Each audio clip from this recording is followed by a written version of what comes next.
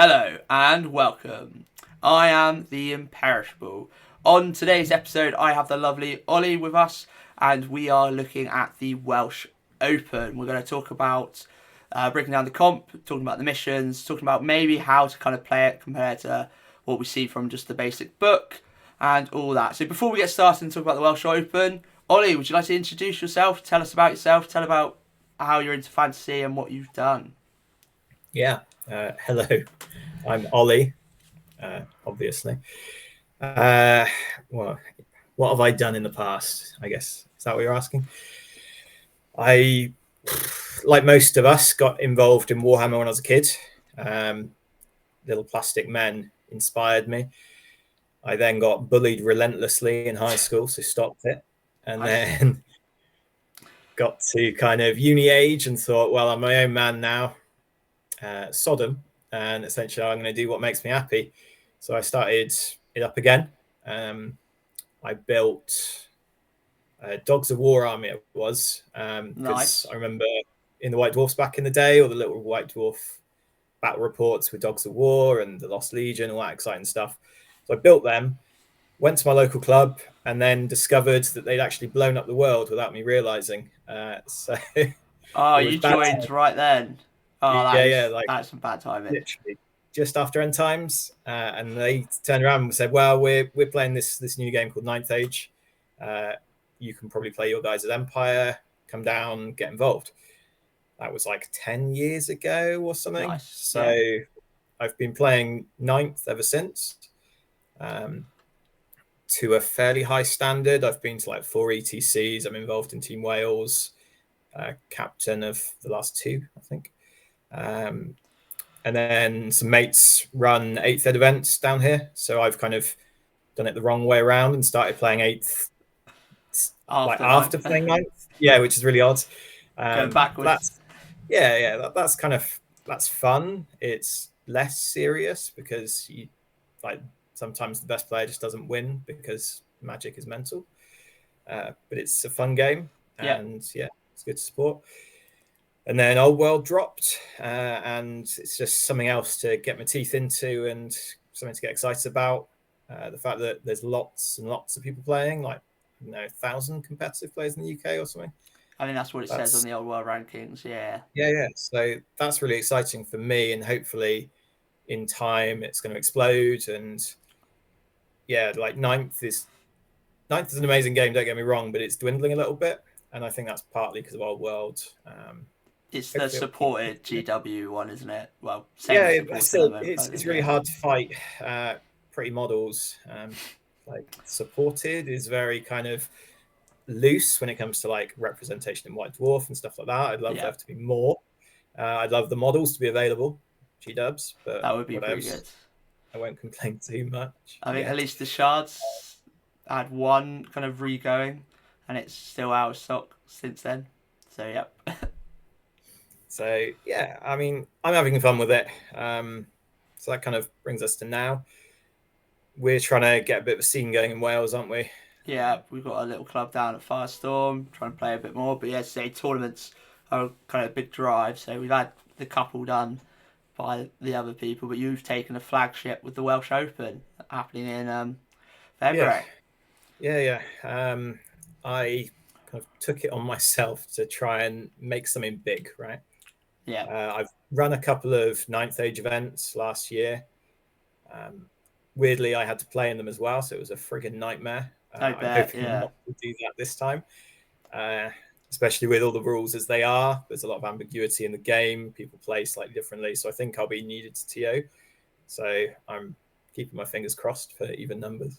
yeah. Let's just But hope for that. yeah, but it's sold well. We've sold 50 tickets. Basically, that's the capacity currently. If it goes well, hopefully we can run another one in maybe 6 months, a year, whatever it may be. Yeah, Hopefully I can nudge Firestorm to give us more tickets, but yeah. like it Because was I've in a steep. yeah because I've been there's a few people I've been chatting to that seem to want to come, and I'm like, it's sold out 50, which is it's great. It's great to see 50 people. Like if you compare to we had the was it the Leicester GT that had six at gate at day two or something, and there was like 9 drops beforehand. So it's really good to see 50. And as you say, it's sold really quickly. I'd say I had to get my ticket when you upped it to 50. And I was just like, I just have to get it. I'll be there, kind of thing. But it'd be really Yeah, good. yeah. I think it's my nagging of people. I just relentless, just annoy the hell out of everyone until they buy tickets, and it I'll seems to buy it work. eventually. Yeah. So yeah, yeah. But, Yeah, I'm excited for it. I really am. yeah, I'm really interested by it, and I've been playing a few games, trying to with the different comps, so which we'll get onto. But before we get on the Welsh Open, I've got one question to you. What would you Yeah. say is your main faction in our world at the moment? Okay, my main faction is Beasts. I've played them almost entirely. I've played one game of Chaos Dwarves, which I didn't like particularly, despite Chaos Dwarves being a big army of mine in Yeah, ninth. And I'm now building an ogre army just for kind of a palette cleanser, I suppose. a But bit of yeah, fun and Beastmen done. are my main army.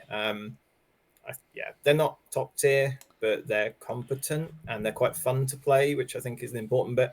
Yeah, So yeah. yeah, and Volatile and Hagtree Fascists is a problem in my eyes because it just ruins everything. It's good. It's needed. Like it's a good thing. Obviously, you don't get the bonuses to cast it. It's small range, but it is very strong and can win games on its own. Yeah, Which is it does. It has won me many games by itself. I think Hag Tree needs to go up in cost, probably. yeah. You'd still take it. It's a Oh, mandatory item 100%. for Beastman, really. Unfortunately, it is a crutch for the army that is needed into certain builds. Like you just don't have answers to certain things, and even that is half an answer because of the 15-inch range. You are putting yourself Charge in range most of the danger. time. Yeah. Yeah, and if they dispel it or if you don't roll spectacularly well, you're then fleeing, and that's very dodgy, right? So Yeah, I'd say it is quite. I'd say it could be really powerful, like versus, let's say, Warriors of Chaos.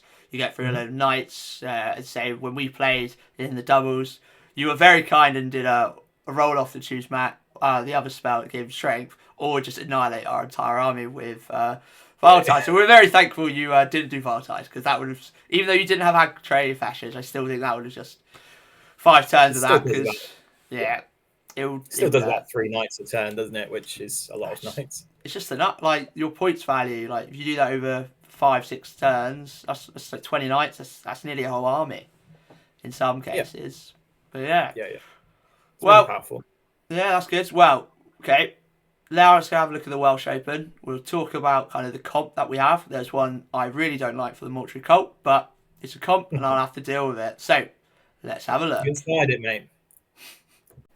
So let's have a look at the tournament pack. As we've already discussed, it is on the 1st and 2nd of February. Unfortunately, we have sold out. Well, I say we. Ollie has sold out 50 members. Obviously, I think he's trying to push it for more, but I just don't think there's enough availability, like tables-wise. So it looks like it's going to be a hard 50, which is really great to see. Because I'd say my other two GTs, one was LGT, which I think was less than 50. I think it was like 46, maybe.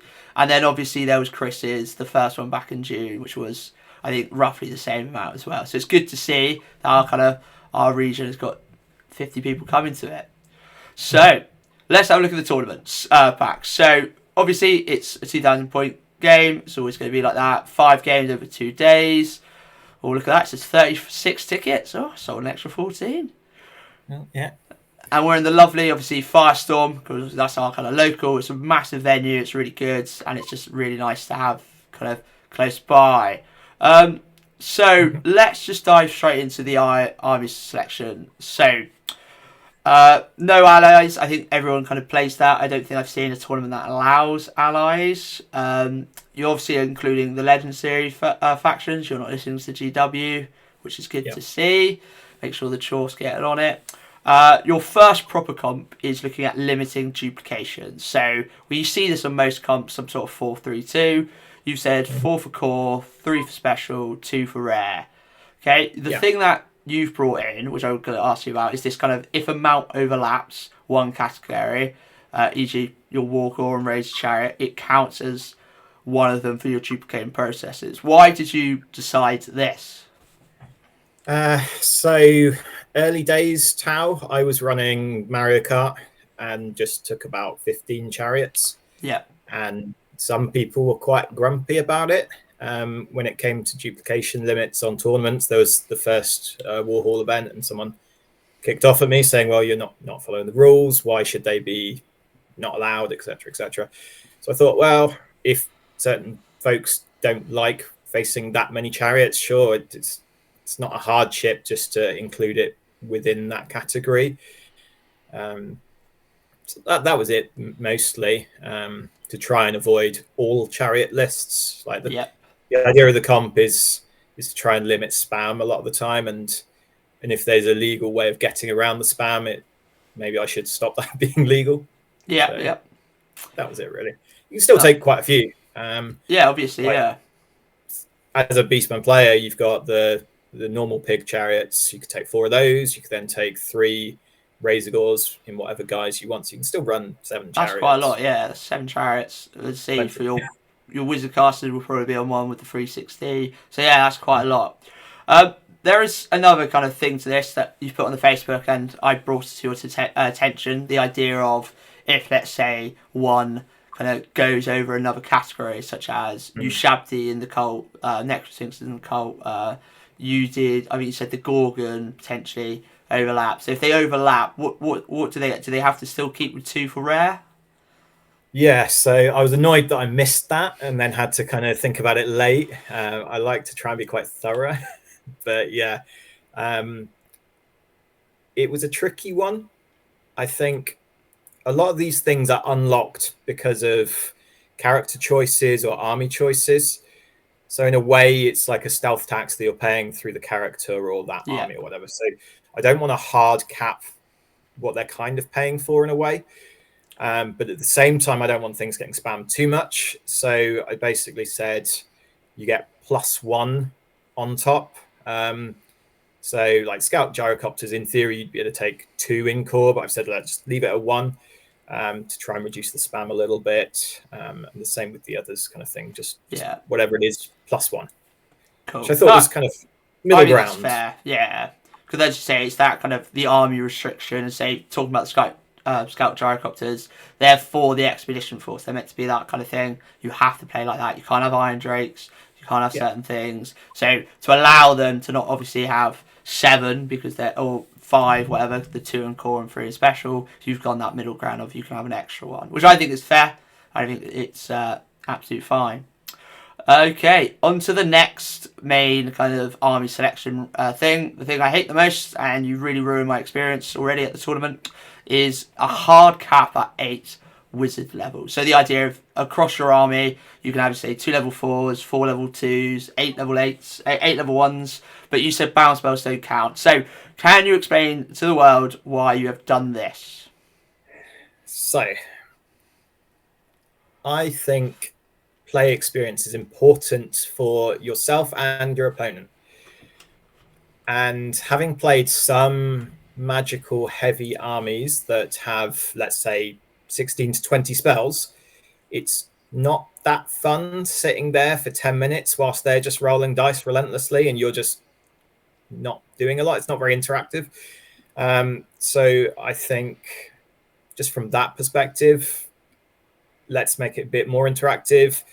It also takes quite a long time. Undead notoriously are quite a slow faction to play, and I know a lot of players aren't hitting 6 turns, so it's just giving people a gentle nudge to try and finish their games as well. So yeah, that was part of it. I think 2 level 4s and then being able to run bound spells as well is still plenty. Like Wood Elves still have their sisters that can do things. Mort Cults still have the caskets. You can run a competent Mort Cult list with 2 level 4s and 2 caskets, surely. I know you're the expert, probably. It's a bit harder. I'd say it's more the level. It's just the number of spells kind of that hurts. I'd say the cult, because I want to make sure I get my spiritual vortexes and stuff like that. But no, I think it's kind of on the right kind of track. As you say, when we get into the actual missions, you'll see why you probably don't want to just spam like 600 points in wizards, because you actually need other stuff to play the mission. So I say I'm fine with it. I was a bit upset at the start, but I've kind of went around it, and I'm trying more of a monster mash list for my mortuary cult at the moment. So that's the kind of things for your army selection. Okay, it's not too much difference, but we're going to skip the missions for now. We're going to jump down to the house rules because some of these are quite important and can say how we do it. So what we'll do is I say one and you say the other. Is that all right? Yeah, I might be squinting at the screen, but I'm blind, so whatever. I have to read them all in worst case. So on. the first one I think is quite key here, and me and Ben played yesterday upon this, is that a single model unit or character will give up half of its victory points if it ends the game with 50% or less than it wounds. So if I've got a big Chaos Dragon, which I'm looking up at right now, who's got 10 wounds, if you get me to 5, most of the time you won't get any points. If you get me down to 1 wounds, you won't get any points, kind of thing. But you've allowed it, so if you get below that 50, you get given 50 points, 50% of the points, which just means that I can't just throw my dragon around and only then when he gets to 1 wound I run him away and keep 600 points off the board. You as the opponent can be like, I've got it down to half wounds, cool, I've got 300 points, I'm playing with that, and as me it's just a bit annoying, maybe I have to be a bit more protected. I think this is a great rule. Kind of getting it there. Yeah, like the thought process is if I am committing a lot of my resource, because Warhammer's a game of resource, right, into chipping wounds off that dragon over 5 turns, let's say, and it's killing stuff of mine, but I never get any points for putting that resource into it, that just is a bit of a feel bad. It's slightly wonky. And yeah, like there's been a lot spoken about dragons. We won't go into it too much, but the unkillable line is used a lot, and that's kind of a big part of what we're saying is if you don't get it, you don't get anything. And a lot of people are running max characters, so it means points denial is a big thing, and points denial isn't much fun for your opponent. So let's reward people for actually doing wounds. You still need to do 50%. That's still not easy. It's still quite a lot of the Chaos Dragon. It's T6, 3 saves, malarkey. It's hard to get through still, but yeah, at least then if I've put in the effort, I should get something out of it, which I think is great. The next rule is basically the same, but it's for unit strength kind of thing. So if I reduce a unit below 50%, I would then get half their points. The same kind of idea, and you've given your reason, and I like this, that sort of looking at Dragon Ogres, being the fact that you play them, that to get any points from a 4-man unit of Dragon Ogres, they either need to be fleeing, which is very hard for a Leadership 9 immune psychology model. I have to kill all 4 to get any points, which I do agree with you is probably quite hard to kind of do. Well, as you say, it's this resource thing. If I put so much in, I've killed 3, you fall back with good order, I was like, and the game's over. I'm like, well, that was a waste of time. So I think it really can help this kind of points thing, and it will make people play a bit more, probably more strategically, rather than I'm just going to chuck the Dragon Ogres up because you've got 16 wounds to get through at T4 with a 3-up save. It's just like, good luck, mate, kind of thing. 5 up against magic missiles as well on top of that. Like it's really, really tricky to get through them without that's the thing to it. So the next rule. Oh, sorry. Anything else? Yeah. It was just that essentially. I've felt bad a lot of times 20ing people when I've only got a few like monstrous cavalry models left on the table, but I'm like, well, you get no points. Yeah. Despite everything. And it feels bad, man. Like you got to give them their due. So that's kind of part of the reason. Yeah, this should potentially see a lot less 20-0s kind of thing, as you said. You keep one monster alive over 1 wound, a single Dragon Ogre who then runs away. It's that, like, well, at least I get half all these points, and it's not going to be a 20-0, it could be a 15-5 kind of thing, or even less kind of thing. So I think it's quite cool to see. Your next thing, I'm guessing this is kind of to stop these big kind of unkillable blobs of 90 poison arrows, is that units cannot be more than 10 wides, and if they're monstrous or cavalry or chariots, they can't be more than 5 wides. It's just, I think it's just a simple kind of comp here. It's not groundbreaking. Still can have 10 wide infantry. So if you really want to run the skeleton archer blobs, you just run them 10 wides. It's not the end of the world. So it's not the worst. And obviously, like with monstrous infantry and cavalry, you probably don't even run them much more than 5 wide anyway. Bar if you're running a 7-man Yeshivti unit. It's just me. It's just me. It only affects me. I've seen 10 models as kind of a standard in a few places, and I thought it's reasonable. I thought, well, maybe there's a world where people are doing similar with big things. So let's just throw that in there. It probably won't come up a lot. Yeah. I wrote this comp before the kind of massive poison blocks came out. I can't remember if it was before the last FAQ or not. The kind of the large target, everything hits thing. Everyone can shoot it. Yeah. Not a fan of that ruling, G-dubs. It's scuppered the meta, but whatevs. It wasn't an It is. FAQ. It was a rule change. It was a rule change. Well, yeah. I think definitely in the rule book it didn't say that. It was pretty clear that your backline still gets to shoot, like, because they're using 45. So that is an FAQ. That's a rule change. I don't know. Yeah. I don't know who the apprentice was on that day doing these FAQs, but essentially they've created. I mean, I know dragons were strong and an issue, but they've created the poison blocks, and now TMP is being really delved into by people, and that makes it so much worse. And then there's the question about within and the kind of intricacies. It's just lots of arguments off the back of one rule change that didn't need to be done, really. But again, I'm very opinionated on things. It's good to be. Going to push your stuff going forward. Okay, your next rule is looking at those things that can regen and regrow kind of thing, and they cost quite a lot of points. It's looking at the Green Knight, the Hellpit Abomination, and the Flying Spire Phoenix. So the first time you die, the first time you kill it, your opponent removes 50% of the experience. If they come back, you obviously still get 50%. Obviously, if they stay dead, so if you roll not good enough on the Hellpit Abomination, you'll get the full points. But it's this idea of, for me, it's the big Green Knight. Because it's hard to kill anyway. All got to need these magic missiles, magic attacks. You kill it, it's great. They go second, they roll a 4 to bring them back in. It's like, okay, that's 300 points that you get to keep, and you killed half my army with it. It's just ridiculous. So, I'm a big fan of this rule. Big fan of this rule. Yeah, I think it needed toning down, really, the Green Knight. It's obviously very, very strong. We heard a lot of stories from the players that were at LGT about how it was doing a lot of work for them. Obviously, the results were as they were. It needed toning back. It's the best it's been, as far as I'm aware. A lot of the rules, it's just had so many buffs and unnecessarily to a point that it's just kind of bonkers now. So if you do kill it, you should be rewarded. Yeah. Continuing on the Green Knight, we've got the lovely, it cannot enter through hills. It's not a barrow. I love these little kind of lore things. Like it's not living in a hill. Can't go through ruins, playled fields, or magical vortexes. So with the magical vortexes, rules as written, I was fine with them coming up through magical vortexes because they class as difficult and dangerous terrain. But your reasoning is great. Magic's the only thing that hurts him. So why is he coming through a pillar of flying? Spot on. Why is that happening? Yeah. I know it's rules as written and stuff, but I don't care. Basically, it doesn't make sense. Let's just tone him down a little bit this way. Nobody was really doing it anyway. No. Let's just save an argument at the table when it comes up. Should also be mentioned, like some people will moan, because people like to moan, especially wargamers, that I've kind of hit the Green Knight too hard.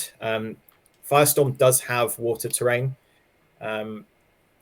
We aren't using the set terrain pack that a lot of tournaments use. I can't remember who did it. So there may well be water terrain on the table. So it's not just forests that you're coming in from.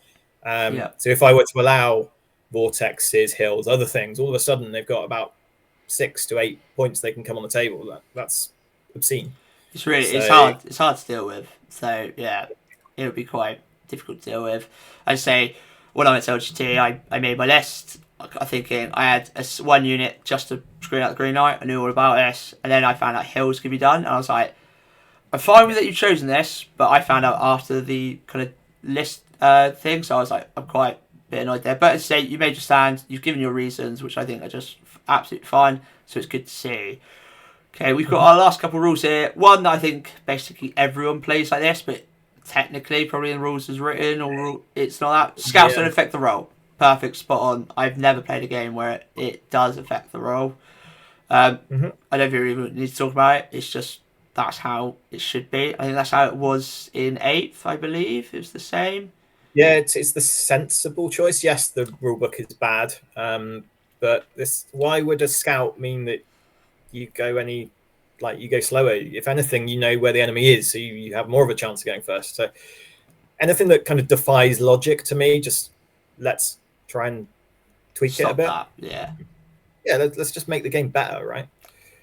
So Nice.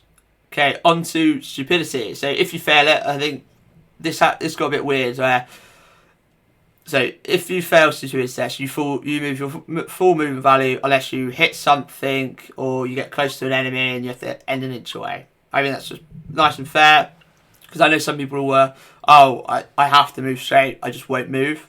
So it can kind of save them. 0.001. Yeah.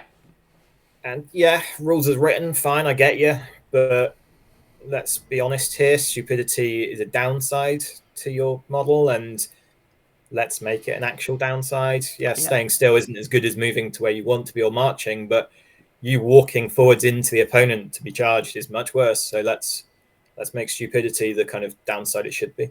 Yeah, spot on. Your next rule, which I love, and in the kind of teaming and chat that people were talking about, I think this is kind of the consensus of most other kind of big tournaments are looking at. This idea that cannons cannot hit a target that is fully behind a hill or a forest, aka they can't bounce through them. Because if you think like a hill, it's this massive mound. I've got a model this side, cannon that side. How can this cannon magically bounce over and then stay in that same trajectory and going over? Just maths doesn't work. As a maths teacher, it doesn't work like that. So I'm happy about this. It means certain kind of key pieces you can keep hidden. You're not afraid of turn one losing like one of your key items before you even get a chance.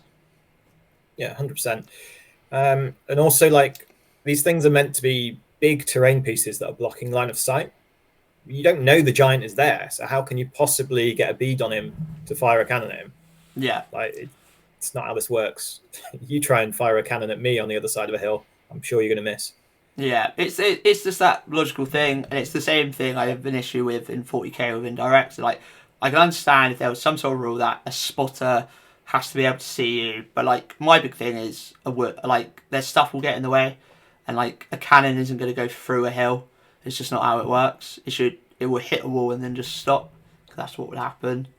And then our final kind of house rule that you've got down here is that if you go second, ambushers cannot score points if they arrive on turn 6. So most ambushes obviously have to come in turn 5. And I think the only way around this could be from Beneath the Sands. But I think even then, they have to still come in turn 5. I think there's a little fine print. So it's just to make sure no one comes in turn 6 or somehow can cheese it so they can. And then they score the mission at the end, with no way of your opponents stopping. I think this is fine. Someone might be able to. It was me thinking of other games. I think I've got 3 different game systems in my head. I thought this is something that I have to put in, and then found out afterwards, it's turn 5 anyway. The Beneath the Sands thing was in the back of my mind. Like, is there a janky way of doing this? I'm not sure. Let's just leave it in rather than just take the line out. I've no skin off my nose kind of thing. I'd say, I think it's fine. I'd say someone might be able to find some jank around it and be able to bring them in turn 6, but I think it's fine. I think it's good. And I'd say all of these house rules, bar the wizard level thing, I think are perfect and spot on and will make the game interesting. However, this isn't where I think you'll make this kind of Welsh Open interesting and different. It's the missions. So, starting off with the missions, it is a kind of normal kind of tournament point score that I think most people play it, even like most game systems play it, where you win by so much you get a point. So I'm going to see if I can zoom in. So how it works is at the end of the game, it's how many victory points you score. So it's still a kill battle kind of thing. So if I kill less than 200 more than my opponent, it's a 10-10. So if it's a close battle and I win by a victory point, it shouldn't be classed as a victory. I think everyone can kind of agree that I killed 1 more infantry than you did, but I somehow win the battle. No, it's a 10-10. And then there are these 200-point increments all the way until you get to 17-3. So all tournament games kind of things play like a 20-0 system. So where do these other 3 points come from, Ollie? Where do they come from? They come from our lovely missions. Our missions. Brilliant. So in each game, Ollie has made up kind of 5 different kind of matches, and they've got a different secondary mission to win. The big idea is if I win the mission, I get 3 points and my opponent loses 3 points. Otherwise, vice versa, if my opponent wins it, I lose 3 tournament points. So I could be winning 73, smash my opponent, kill everything in his army, but he's got the mission. It won't be a 20-0 to me. It will only be a 14-6. So fighting for that mission is a massive swing. It's a 6 tournament point swing versus your opponent. So it is massive. So obviously each game is going to have a different mission. So we'll start off with game 1. Hold your ground. It's got a kind of basic open battle deployment, but there is an objective marker in the middle. The closest, the unit with the most unit strength within the middle at the end of the round, so after both of our turns, will score a point. And it's only from rounds 3 to 6, and the person who scores the most points will win the mission. So you need 3 to win the mission completely safe, but obviously, depending on how your opponent's playing, you could win it with 1, or you can win it with 2 kind of thing. A big thing is with this, and this is where I think, which is good, is I think we're going to see quite a lot of infantry blobs, trying to hold that with high unit strength kind of thing. It'll be really kind of key there. So I really like this first mission. It's really basic. It's just fight for the middle, get in there from turn 3 onwards, and try and win that secondary. Because as I said, you could have a really bad matchup. If you win this, you could only lose. You could even draw the game kind of thing. Let's say you only lose by 600 points. You gain 3 tournament points, they lose it. It'll be a nice 10-10. So I think a really nice first game mission. On to game 2. So loot and pillage. I don't know if you can remember this or read this, if you want to bring us through with this mission, or do you want me to just do it? So you got 3 bits of treasure that you can pick up. And essentially, at the end, whoever is in control of the most pieces of treasure wins the mission. There's lots of caveats on what can pick them up because they're very heavy. I think, what was it? Unit strength 10 is important. I say no skirmishers because you need to all get together and bundle together to lift this thing up. War beasts can't do it because they got no thumbs. Important for lifting. You can't fly because it's too heavy. You can't use marching column, so you can't grab it and then dash away to not be countered. If you flee, you drop it, obviously. And what else? If you drop your unit strength below 5, so if you're shot up or in combat, then all of a sudden you can't march with the loot. So the whole thing is that they're meant to be heavy. By being on the center line, hopefully they encourage engagement, similar to the first one. And in theory, people have to take units with unit strength of 10 or more that have a little bit of gumption, so they will still have 10 or more to pick up the thing, because you pick it up at the beginning of a turn. So again, infantry might do okay at this. Having multiple scoring units is relevant. If you get 2, you win, I suppose, so have more than 1 scoring unit. But yeah, it's to try and shake things up a bit. A few of them in there are to try and limit certain army builds that I think are doing very well. So kind of flying circus, peg spam. Yeah, you can pick them up if you've got 3 and a duke or whatever, but all of a sudden you can't fly, and that's a big part of their rules, and you probably have to be in open order to do so, and that tones them down as well. So are you going to do it with your pegs, or are you going to move, I don't know, Knights of the Realm onto it and then use your pegs to zone? It's trying to make people think and not just play cookie cutter Warhammer that they've been playing for the last year. A lot of games are very similar, whereas actually if you have a different mission in the back of your mind, it's engaging more kind of cognitive processes to fire in, really. So that was the thought anyway. As I say, it makes it so it's not just I'm going to shoot you from afar kind of thing. It forces certain armies to move up and play the mission. So a full gun line might kill a load, but if I grab 2 of these objectives and run away with my fast stuff and I get away, cool, I've got the 3 tournament points. You didn't kill enough to win by masses or even win because of the 3 tournament points swing. So it is quite big. A thing you just said with the Peg Knights tournament, obviously they're in skirmish, not most of the time. But if they're in a different formation, they're still allowed to pick it up. They just can't be in the skirmish formation. Cool. Just making sure my scares and all such can still pick it up. That's key. That was the plan. if you go into skirmish, you'll drop it. But yeah, Cool. I don't want to be too harsh on certain builds. Like a lot of things rely on units with skirmish. So like Gore have skirmish. If I say Gore can't pick it up, then all of a sudden I'm hitting the thing that I'm trying to encourage. So yeah, it's just when you're in that formation. Perfect, brilliant. This mission, I think, is probably my worst, but I think the best one out of the pack, just because it is that really engaging. It's not just fight for one position, you've got to fight for three. You can maybe get a last time grab. As you say, you need that unit strength 10, and it's going to be a big thing, this unit strength 10. So, potentially, if you're versus knights that have 5 on each, just snipe one and you don't have to worry about them. But you're not a scoring unit anymore, and I'm just going to walk away. I've got another scoring unit. Okay, game 3, Head of the Snake. So this is simple. Kill your opponent's general. There's nothing else about the mission part. It's just kill your own opponent. There is a slightly different kind of deployment. You have the defender that has this kind of more defensible place, and then an attacker that can press up and a bit on the flanks. So it is quite close from here to here, which is quite nice. It is. That's the key point, is that those charges can be pretty close. I think it's 18. It's something like that. It is short.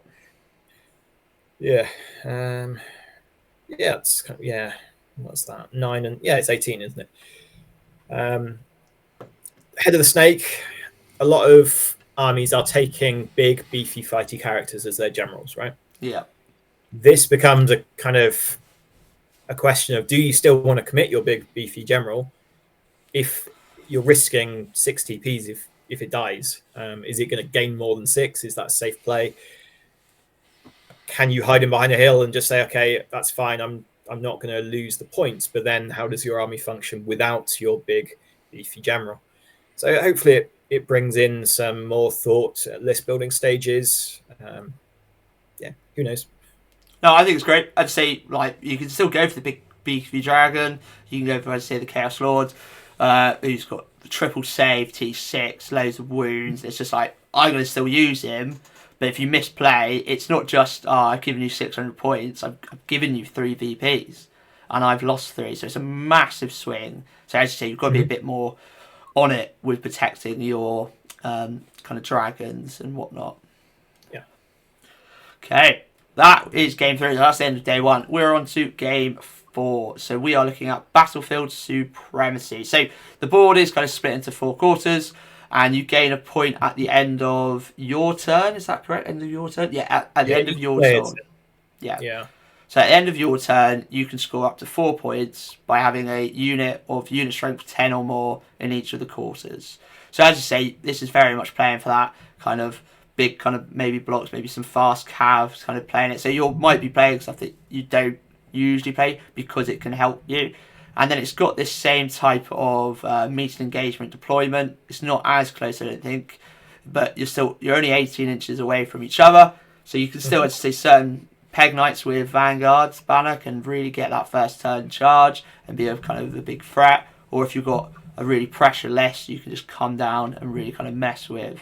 But you could probably get 3 points a turn by just playing a bit defensively here. Obviously, I just deploy here, and I put my main blob in the middle. And you should try and maybe draw the mission. It's going to be quite hard to get 4 in each, but it's going to be doable, especially those last couple of turns.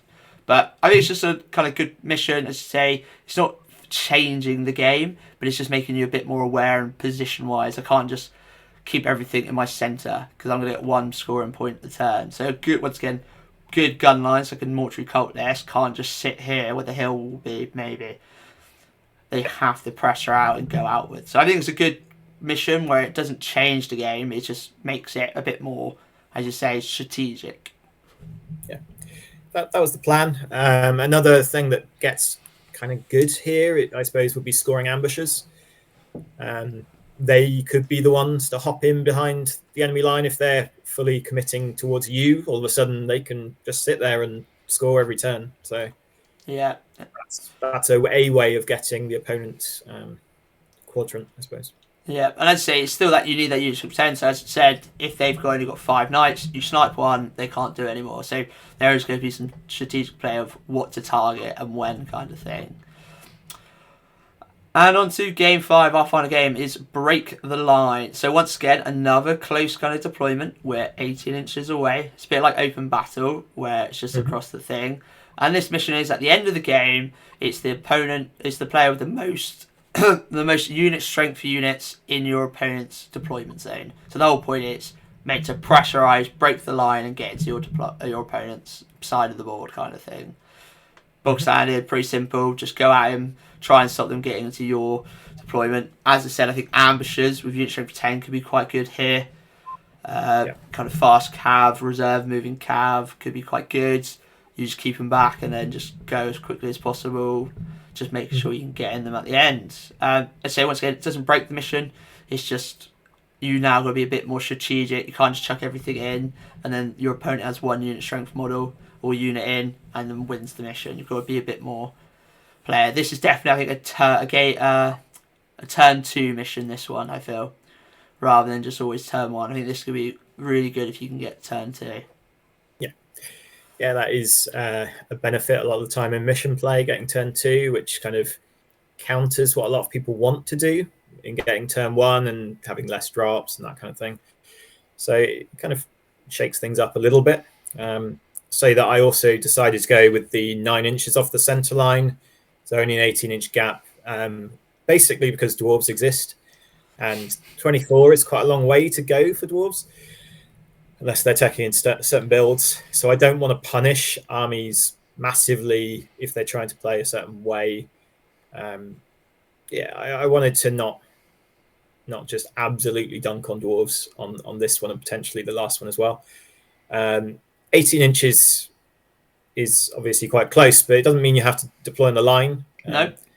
A lot of gamers just do automatically. There's no they forget about the kind of thought process of deployment. They just bang everything on the line. And you think, well, hang on. Why are you giving that Bretonian exile peg unit a charge turn 1? You can just ask your opponent. If you see that in the list, just ask, what's their maximum turn 1 charge? Okay, I'll deploy 0.1 away from that line. Cool. I think exiles do well because people don't think a lot of the time. I think they scoop a lot because of that. But yeah, anyway, that was very tangential. Hopefully it's missions all trying to try and encourage engagement, interactive games, less on the gun line front. I mean, you can do it if you want, but it's not very fun running at a gun line from my experience. So I don't know. Yeah, as I say, there's a key kind of talk about the game at the moment where like infantry blobs are just pointless. There's no point running them. They don't do anything for the game because they're so slow. They don't get to fight in combat, blah blah blah. So these kind of missions, as I say, don't change the game. All right, it's still the old world. There's a few bits of comp here, but it's not this unit gets to fight doubles or anything. It's just making them more impactful for the actual game rather than making them the best thing in the world. They can score you points. They're harder to get rid of unit strength 10 kind of thing. And as I say, it would be quite good to see. As I say, you will see quite a lot of different armies than what we usually see. We'll probably still see the odd, the normal kind of big Chaos Dragon, which I might be running, but we'll see. But this kind of like big blobs of infantry, I think will be more common than you think. You'll see probably quite a bit of probably fast cav. So Brett's, I think, will be quite well just because they can get big kind of units of knights that can hurt and then go fast. They've got a brilliant men-at-arms blob. But as I say, I think these missions and the value of them are going to be interesting. It's going to be really good to see. So when we played the GT in June with Chris running it, he did a 4-point swing, and I thought that was a bit too much, in my opinion. Yeah.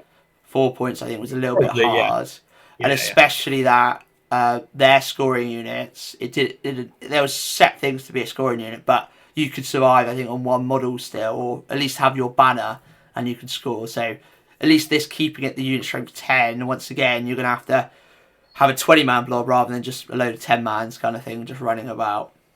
Mm-hmm. Yeah, I think that is quite a relevant point. A lot of these missions may actually end up in draws if you haven't got big units or you don't keep your units safe. It doesn't take a lot to ping off a couple of dudes if you're running really close to that 10 unit strength line. the draws are fine on missions. Like 20-0 is just a metric, right? It's a 17-3, if that's what everyone's getting, 17 is basically the max. So Yeah. it kind of rewards 20-0s as actually a relevant thing, because at the moment it's really not very hard to 20-0 in Tau. Like it happens a lot at tournaments. Like Yeah. I don't have numbers, but I don't know, it's probably like a quarter or so, and maybe it shouldn't be, but Yeah, definitely. So we've had a look at the Welsh Open. It seems really interesting with the missions. I'd say I'm quite excited by them. They're definitely making my head scratch of what to build, what to bring. I'm looking at triple Necro Sphinx at the moment as more of a massive terror bomb with units of like Necro Serpents, which I thought I'd never use because they can really hurt infantry and they're 15 strength kind of thing. But it's really interesting to see. And I think what will be interesting, majorly interesting, is just what does everyone bring? Is there going to be 20 dwarf players? Is there going to be no Empire shooting gun lines because they can't do it? They can't play the missions, kind of thing. So it'll be really interesting to see. So I'm really excited on it. I'm really hoping it goes really well. As you see, there's a lot of prize support for it already. You've posted up the kind of the lovely trophies. You've got stuff from sponsors and whatnot. So it's a really kind of supported event. And I really think it's going to be good. I'd say I know some people from the LGT are playing. There are some people from like the England chat that's going on at the moment looking to play. So it'd be really interesting. I think it'd be really kind of competitive scene as well. So enough about the Welsh Open. We've talked about it. Where do you think the game's going, Ollie? Is it going in the right direction? What do you think would you want to happen? What are your kind of your hopes and all that? Okay. So I think the elephant in the room is probably the GW comp pack, or whatever they want to call it, that is being worked on and is going to be released hopefully soonish. That might make all of this redundant, but fine, if it works, it works, you know. Yeah. So hopefully that pack will come out and it will be a working document that doesn't destroy the game. I'm hoping they will introduce mission play and TOs across the country will start playing missions. So I think it's huge from a competitive sense. I think it just adds so much more to a game. So yeah, working missions would be great. Yeah. Working deployments would be lovely because the ones in the book are awful. I think everyone hates me. Fantasy meet engagement. Like if your wizard isn't on the table and your opponent has 2 turns of uncontested casting, you can just lose the game before you've really done anything. So yeah, so that's awful. It's a bad mission that because there's nothing, you have done nothing wrong. Your dice have just rolled 6 ones in a row. It is not your fault, kind of thing. It should be something, I think someone said, like, you have to put 20% in reserves or something like that. So at least you can choose and you know what's going in, rather than rocking up and like, okay, this is an easy win. Oh, I've lost four level 4 wizards and a Necro Sphinx. There's no point in me playing. You're going to win this. Yeah, it is. I think if TOs do want to use it, just, I don't know, allow characters not to roll. Why would the general get lost? Like, he's the most smart dude on the field. Like, yeah, that's a good point, actually. Yeah, that's an easy fix, I think. Yeah, just make it so it's characters only, not needed. Yeah. I mean, it took me, 30 seconds to come up with. Why can't GW do that? Yeah. The Battle for the Past one's nonsense as well. It's really, really terrible. From a TO perspective, when you've got rows of tables and your players have to run down narrow aisles, around 4 tables to get to their models at the other side of the table. Yeah, it's not feasible, is it? Certain armies, it's really strong for certain armies and really bad for others. So yeah, I don't like that one. The flanky one's quite fun, where you get like a third on the flank. Yeah, that's quite good. Fixed battle is fine. The tower one I don't play a lot, but seems reasonable. But yeah, proper deployments, proper missions, that'd be great. Bringing in comp that then gets kind of widely accepted to try and tone down some of the kind of crazy stuff would be nice. Yeah, because you were seeing that with the Thrones of Skulls. They've got it so it's 1 level 4, 2 level 3s. Can't have more than 500 points on a single character. Overall, coming from a more cult player, the wizard thing, I'm not too against. It's not the biggest issue, losing a couple points there. A big thing though I didn't like is this the 50%, the 25% cap.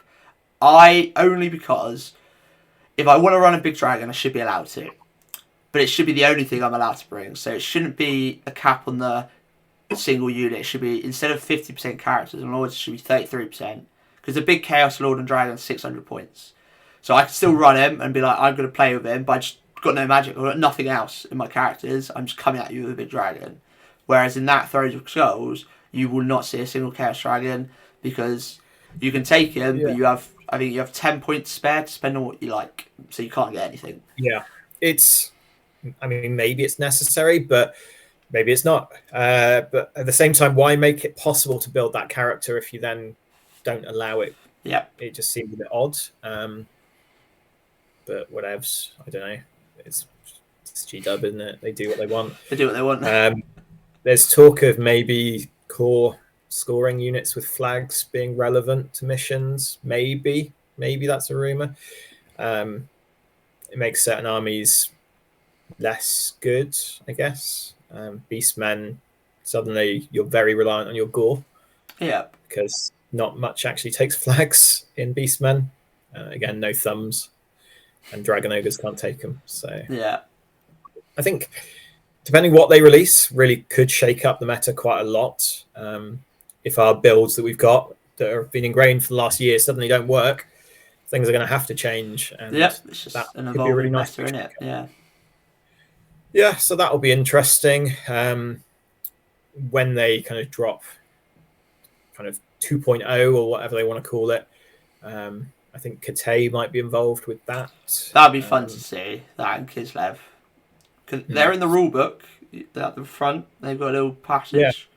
So they must be thought about.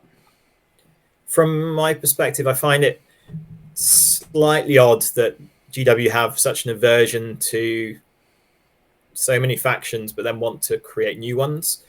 That feels very AOS rather than old world. Like I like the factions. I've got nothing against them. Introduce them, but don't treat half of the armies like kind of lepers. I don't know. Yeah, like no lizardmen, it's weird, and no chaos demons. I understand both lore-wise why they're not doing it, but then also their marketing, because obviously they're putting it all into AOS. The base sizes, you look at like the new AOS models, like they can't rank up very nicely. They're too big for their current base sizes, so I can understand why they've done it. But look, you can still play them. We're not going to give them support because of X, Y, and Z. But it is obviously a bit of a kick in the teeth if you're lizard man crazy and you're stuck with the same army until, as you say, Tal 2. Yeah. Yeah, we don't know, do we? It's all very up in the air, but I don't know. I'm hoping they've seen that it's been a commercial success and they decide to support it more than was originally planned. But I don't know. GW are a force of their own, aren't they? So. They do what they want. So that's kind of from the game perspective what I want to see. From a kind of competitive side, I want more events, basically, more 2-dayers, because there are loads and loads of 1-day events that are essentially game days for local clubs, is how they seem. They're kind of lots of these are popping up, 15 players, great, well done for getting the community together. But if it's 4 hours away, am I going to drive 8 hours in the day for 6 hours of gaming? Probably not. No, whereas not worth it. If you make that 2-dayer, then I'll come. Yeah, sure. Sounds great. So I would like the scene to grow. I would like more TOs to come out of the woodwork. I'd like lots of commitment from TOs to making bigger events. Maybe with the new ranking system, that will give people a nudge because they're worth more points. And bigger events are worth more points as well. So that's really, really relevant. More people will be pushing, and more people will be keen to go to big events for points as well. So as soon as they hit a certain number, I think the tickets will get swept up, which would be nice. So yeah, number of events would be great. I'd like a Masters by the end of kind of 2025, like a proper Masters. For those that don't know what a Masters is, it was kind of something in 8th and has been in 9th for a while. You basically take the top X number of players on the rankings. So whether that's 16, 20, whatever, and you have a tournament of the elite, basically, to see who is the master of our world in the UK, which would be really cool. I think a bit early, maybe now. Maybe we need a full year to do We it. need a bit longer, yeah. Well, we've got to make sure all the armies are out and all that, I think, would be a big thing, because that would shake up the kind of meta, or at least then we know, okay, as a high elf player, I might be stuck with it. I've got to wait until March, April time to get my book, kind of thing. So, because a lot of things with Old World is that quite a lot of players just play what they like, kind of thing, and say, I've got to went with Tomb Kings because they were what I played when I was a kid. It's my favourite kind of thing. I love big monsters and magic. That's why I went for Tomb Kings. Luckily, I was one of the first. Well, I was the first journal down. But like I just say, you're a big Beastman player. I don't know when you're getting yours, mate. Summer, maybe. I don't know. But it does feel like we're lacking a journal. Each army gets that little boost, even if it's just really from helps. a couple of items. It looks like one of the factions are normally quite competitive, and the other one is a bit more fluffy. So yeah, like it does power up armies a little bit, and it would be nice to get that. But I don't know. I just like playing on hard mode at the moment. Yeah. Yeah. Well, I think that's us wrapped up there. As I say, we've had a lovely chat with Ollie talking about the Welsh Open. As I say, once again, it's 1st, 2nd of Feb.